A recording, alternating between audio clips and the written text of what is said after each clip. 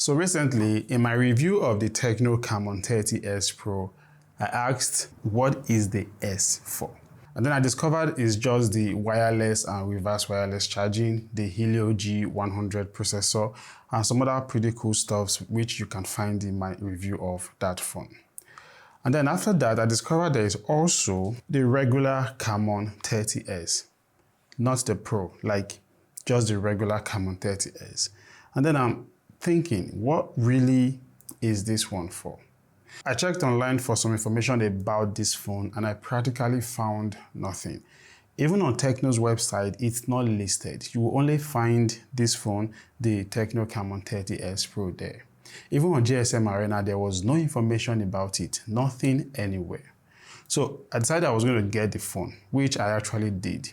I got it for about 292,000 naira. That's approximately $170.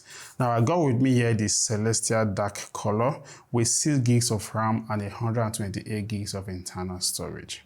Now from the information I got, this is the only available storage option of this phone. Because if you remember, even this guy right here, the TECNO Camon 30s Pro, comes with just the 8 gigs of RAM and 256 gigs of internal storage. So I think it's practically the same for both phones. But in terms of pricing, this places the TECNO Camon 30s way below the regular TECNO Camon 30. But that one comes with a bigger RAM, 8 gigs of RAM and 256 gigs of storage. Now the storage option isn't expandable both on this phone and other Camon phones. So that means if you want 256 gigs of storage, then you have no business buying this regular TECNO Camon 30s.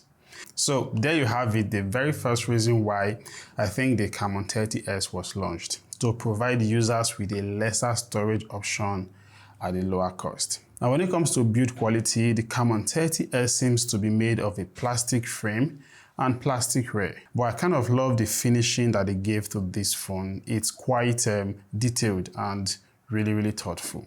Now the camera design is reminiscent of what we have with the Camon lineups. A circular camera module that looks to house 4 cameras or 3 cameras, but actually is just one main camera and a flashlight. Now as to the performance of this camera, we're going to talk about that very soon. A 6.78 inches curved AMOLED display in the Camon 30s is another decision that has been getting mixed reaction since I reviewed the TECNO Camon 30s Pro on my channel, with most people saying they would prefer the flat display that we have in the regular Camon 30, but maybe with a little bit more symmetrical bezels.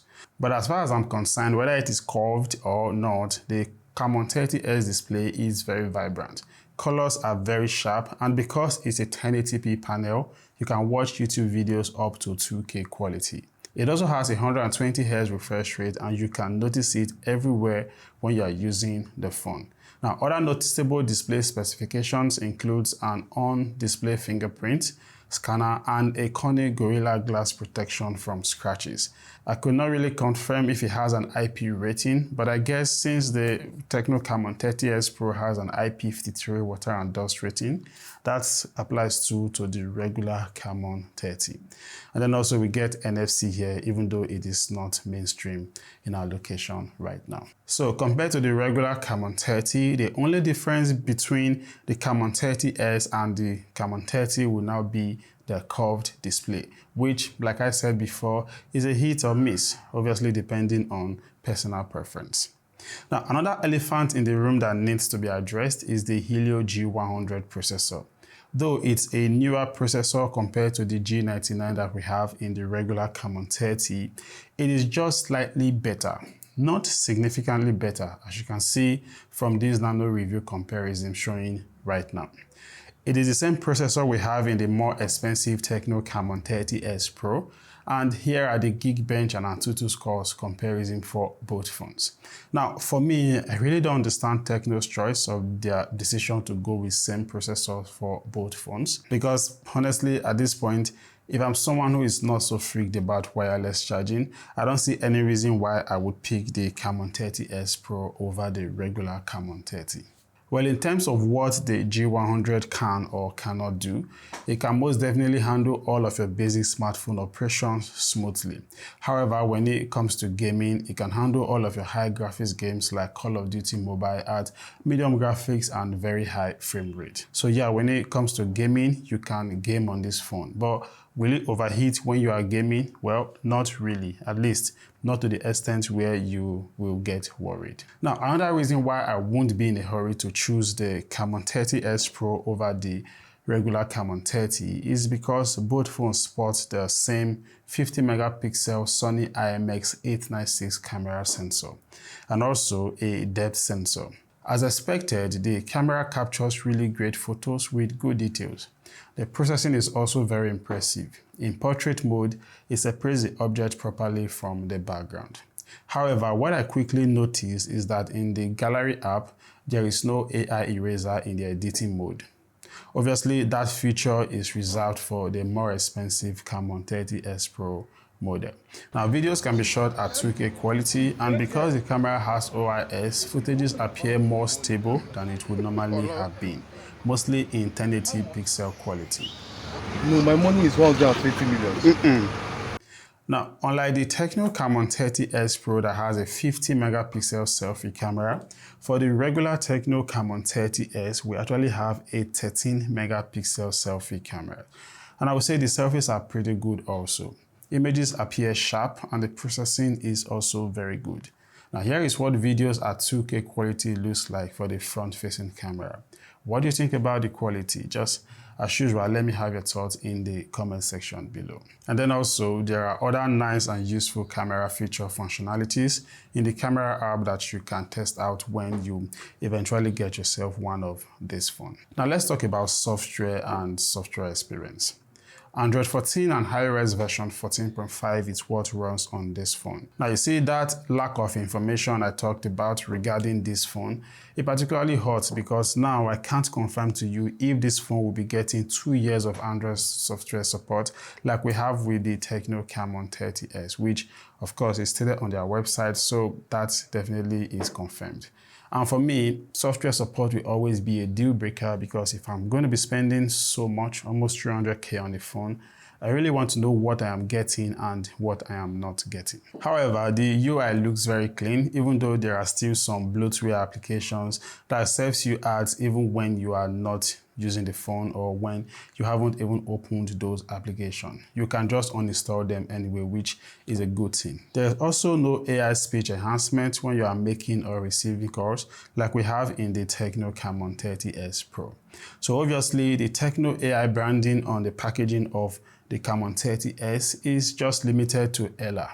Now with Ella, you can do a lot of stuff here, like translate from English language to a host of other languages. And then also it is now more equipped. Like you can ask it to play a song for you, set an alarm or do anything for you. Pretty cool stuff that you can do with Ella right now. But the truth is this, all these cool stuffs are great, but would have been way better if there is software support. So really, TECNO needs to do something about that and just let us know how many years of Android updates we will be getting on this phone. The 5000 mAh battery on this phone is more than enough for everyone. It took me way more than a day of intensive use when I was testing the phone for me to drain it from 100% to around 14%. And because it supports 33 watts charging and you actually get the 33 watts charger in the box, it took me less than an hour for it to go from that 15 or 14% back to 100%. So yeah, there is fast charging, and when it comes to battery management, it is pretty good. At this stage, you also notice that there is nothing like wireless charging on this phone. And that for me is one major option, if not the only major option that separates the regular Camon 30s from the 30s Pro. And of course, some of the AI features I mentioned that you don't get on the TECNO Camon 30s. So if I have all of the three Camon phones on the table, I mean the regular Camon 30, the Camon 30s, and of course the Camon 30s Pro, which one would I want to go for? Well, at the current price point with which these phones are being sold, I think the TECNO Camon 30s gives the best value for money. It has the same processor and camera like the TECNO Camon 30s Pro, but with 100,000 naira lesser price. I know it's just 128 gigs, but I think that is enough space for an average user.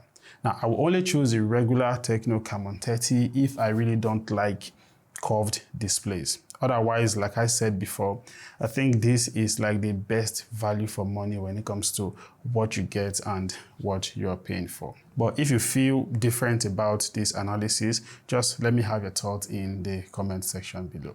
So that is it from me. All you need to know about the regular TECNO Camon 30s, and of course how it compares to the Camon 30s Pro and the regular Camon 30.